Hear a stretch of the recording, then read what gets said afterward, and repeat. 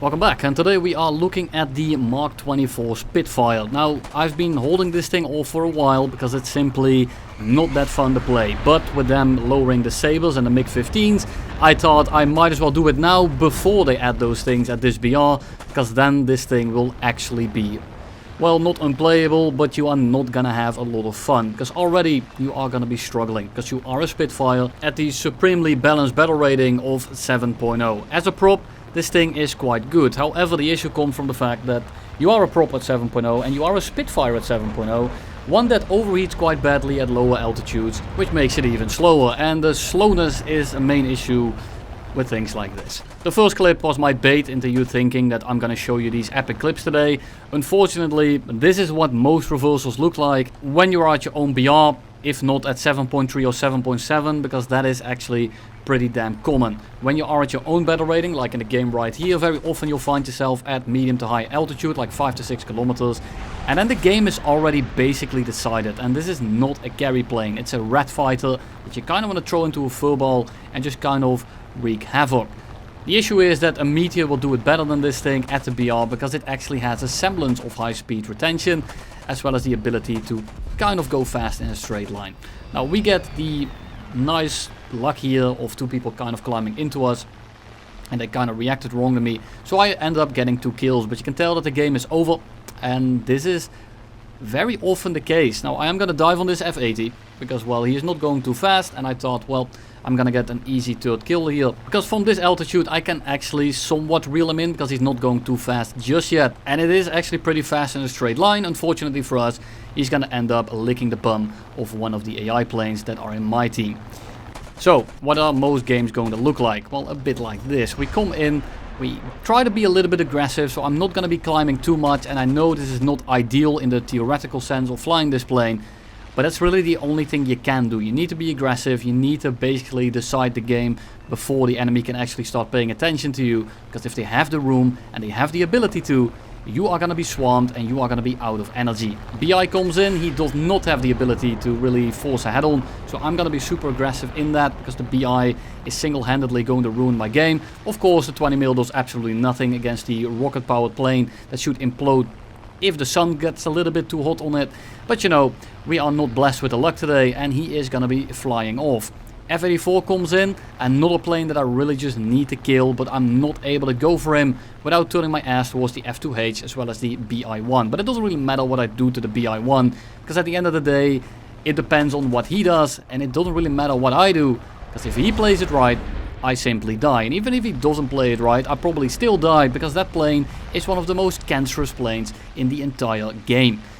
Especially at like prop level. In a jet you can at least try to extend away, keep it at above 700 kilometers an hour and be supremely annoying.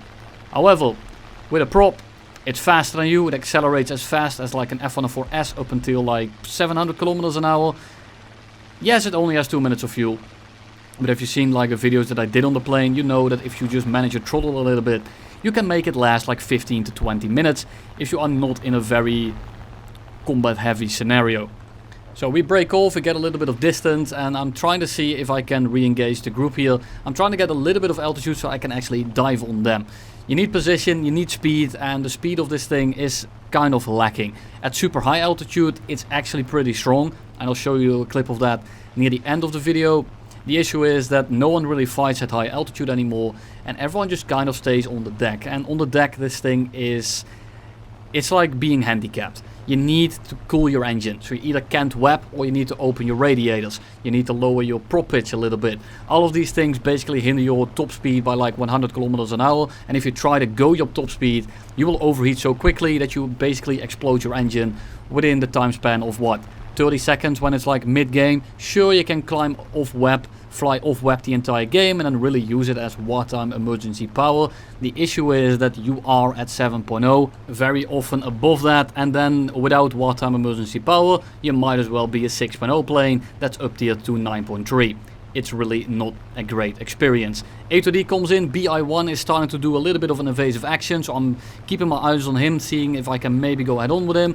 Seeing the A2D coming in, but I noticed the BI-1 coming in. I hope I can do another one of those head-on shots, but I don't have the nose authority, and I end up missing the shot. A2D goes underneath us. I'm gonna break off from the BI-1, to just make sure that I can at least kill the A2D right here, so we can try to make it like a 2v1, maybe a 3v1. We managed to crit him, he's gonna end up pancaking into the ground. And for now we are gonna try to extend away. I hope that the BR1 goes for the Jabo after overshooting, or perhaps like flying in front of me, but he just goes straight vertical. He is throttling up. I don't even have to attempt that because I'm already going 300. You can see that the distance that he put on us instantly is absolutely ridiculous. So I'm gonna try to get a little bit of separation, see if I can break off and then come back in while he's on the 6 of the 262. But he is gonna end up pilot sniping him, and now I'm locked in here with him, or at least that's what he thinks. He's actually locked in here with me, so I'm not gonna be breaking off. I'm simply gonna turn in, and we should be able to cut very easily within his loop. Let's take a look at the appropriate tier for this thing. 6.0.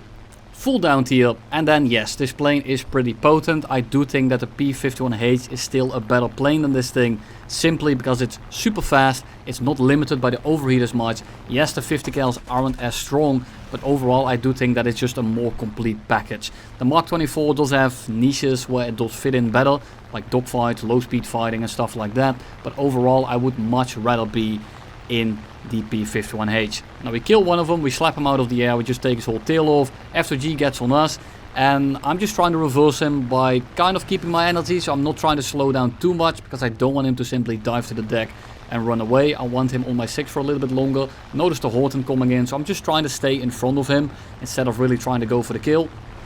Sure, I'm trying to keep him close here so that he starts throttling down. He does actually do such a thing. He drops his gear a little bit, he drops his throttle, and he goes really slow. I'm hoping that the Horton takes him down, but the Horton, as we all know, is basically impossible to aim at all if people start rolling around. So he misses all his shots, and now I can actually start pressuring the F2G again because he is tangled up with the Horton.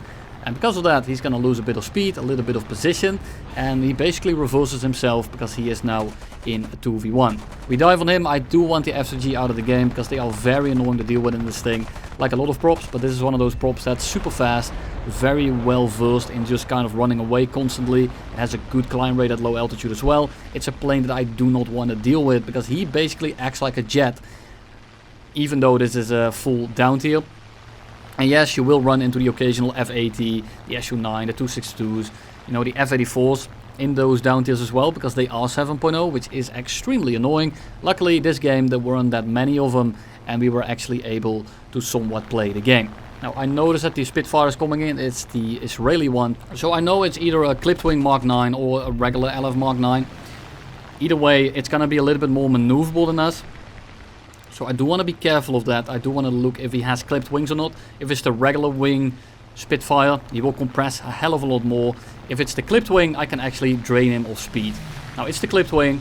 He makes a little bit of a bad pass. He overcompresses and we instantly take the rest of his wingtip off. And then we disassemble the rest of his plane because of course these 20mm don't do damage half the time. Spitfire is out. He's going to be a frisbee for a bit. And we are simply going to disengage for a little bit here and get a bit of altitude actually. Because I don't want to be stuck at low altitude with an overheating engine at speeds that I rather not disclose. There's a J6K on our right, which is actually my most dangerous plane right now, because it's kind of annoying to deal with and actually pretty scary. Sure, if you get past the merge, I'm pretty confident that I can take him. Yes, also in a fight, but you know, that wasn't the point here. And I'm just going to engage him because the P-51H is flying away. The J6K is tangled up with the TAR 152. So I'm going to see if I can take him down right now. And this is going to be the legendary battle between two of the most over-tiered planes in the entire game. Unfortunately, he's kind of busy with the 152H. 152 almost slams it into the ground. And we are able to kind of clean him up. P-51H is not going super fast. He's either damaged, doesn't have web or something like that. So I pull my radiators in. We start reeling him in because we are actually going faster than him.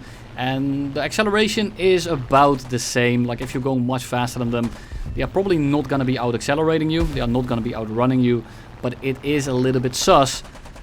If he does have web and he has the ability to kind of just nose down a little bit, he will start outrunning you. And you are just kind of wasting your time. If they equalize energy with you and they are going like 640 kilometers an hour, you are gonna have a little bit of an issue. Unfortunately, we win on tickets, so there won't be an epic showdown between me and the AD4.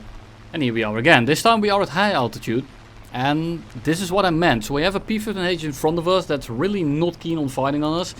Even though he was above us, he turned around. And this already indicates to me that this guy is going to be uber passive. He's probably going to dive to the deck the second I get within gun range. So I just want to put a lot of pressure on him. There's another guy on our left here, and he's climbing at us despite the fact that he is below us. So I don't want to waste my time trying to reclimb, because the hit to win dude here is never going to be engaging me. And over time, the P-15H, if they're together and they're kind of sandwiching you, one of them is probably going to catch you, and you are just going to be stuck in this perpetual 2v1. So I rather just skip that phase and turn it into a 1v1, so I can actually fight the one that I didn't kill. I get a little bit within range, he starts diving, a little bit as planned actually. And at this kind of altitude, I'm pretty confident with this plane. It feels extremely good, it doesn't really overheat, as it overheats to 97%. But, you know, the overheat isn't nearly as bad. The drag is a little bit lower, so I can actually pull my cooling fins in, cooling flaps in a little bit, get a little bit of a shot in. 900 meters, only a hit. Of course it's only a hit, and he just instantly dives to the deck.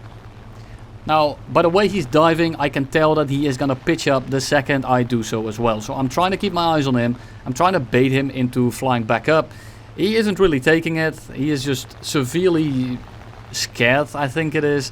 I'm not sure what this guy is trying to accomplish, but he is accomplishing something. So we kind of recommit with the dive here. We push him back down. I'm just trying to make it so that he loses the most amount of speed possible, as well as altitude, so that he has a harder time trying to reclimb back up to us. I'm trying to keep him above his straight line top speed for as long as possible, because if I get him there and I keep him there, he's gonna lose a lot more energy than we do. And now we are kind of able to break off. You can see the SAMs coming in, and the other P-15H is now above us. Yes, I sacrificed a lot of position, but I needed the first one gone so I can actually fight the guy that actually wants to fight. Hit to win is, well, it's kind of a fitting name actually, because he didn't hit anyone this game and he ends up losing. But, you know, that's just a little bit of irony right there. He is not really engaging us right now either, even though this P-15H on our 6 is about to dive on us. He still doesn't want to take this fight. Now, fine with me, because this means that I can actually fight Mr. Pedar, but I don't know, MFL P-15H, and I'm just gonna dive away a little bit. I'm gonna try to cool the engine down, so I can actually start wepping once he gets close. All fine and dandy. I'm just trying to get this guy to reel in. I'm trying to make him stick on my ass. By the way, he has been engaging me. I'm gonna assume that he's gonna be pretty aggressive, and I'm gonna counter that by trying to wrap up this fight as quickly as possible, because I hope that he's gonna overcommit a little bit. So we're gonna dive under him, pick up some speed, roll around his guns, and do something that I don't very often do in the Spitfire, and that is dropping throttle. Now we reverse the P-15H essentially instantly. We get on the 6 by like 200 meters, he goes up. I have enough energy and I have enough ammo to do this, so I can simply just hold the trigger down, and I am gonna be turning his plane into a fireball and some spare parts. And then funnily enough, hit the wind, runs away again, ends up like 2.5, like 2 kilometers above us. And then he just dives back to the airfield and he lands. And then he climbs away from the battle.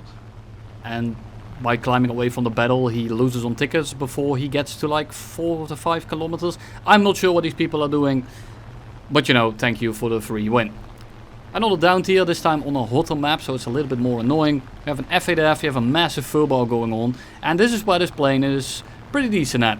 There's an F8F below us, sure there's an N1K on the right there, but I'm gonna actually just ignore him so I can turn into this furball and manage to take down multiple people instead of just one. The N1K is also a plane that I'm not really worried about. I'd rather just kill 2 F8Fs, which is exactly what we do, and then we just kind of disengage again and reassess the situation.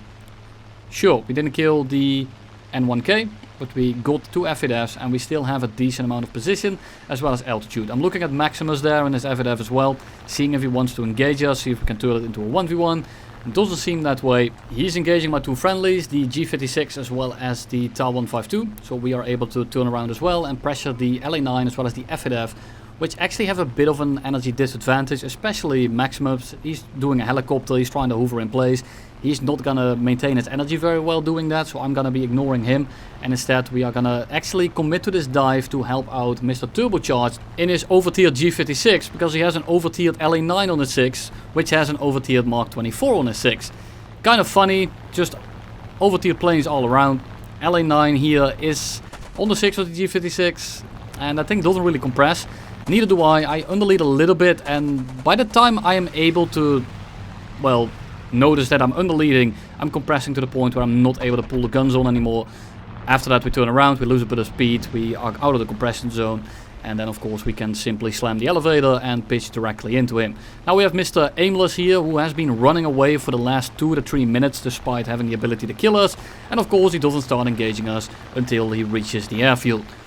Unfortunately for him, this airfield doesn't actually have AA, and this guy, I'm not sure what he's trying to do. He's super afraid of committing to this fight, and because he is so reluctant and he doesn't really commit, he's gonna end up giving me a massive window to just simply stomp his teeth in. So we are gonna go underneath him. I'm trying to get him to overcompress a little bit, and then we pull in front of him. I'm not gonna try to stall him out. I'm just trying to dance in front of his nose, make him commit a little bit, because he has been super reluctant. He only commits to that fight for a split second, and he basically sacrifices every little bit of positional advantage that he managed to accumulate by running away for 4.5 minutes. And then for the last kill, there's an FAD4 that's just kind of oblivious, trying to run away from all the guys on his 6. And that's all I have for you today. Thank you all for watching. This thing is absolutely pain and suffering, but you know, when you're flying a British plane, you don't expect it any other way.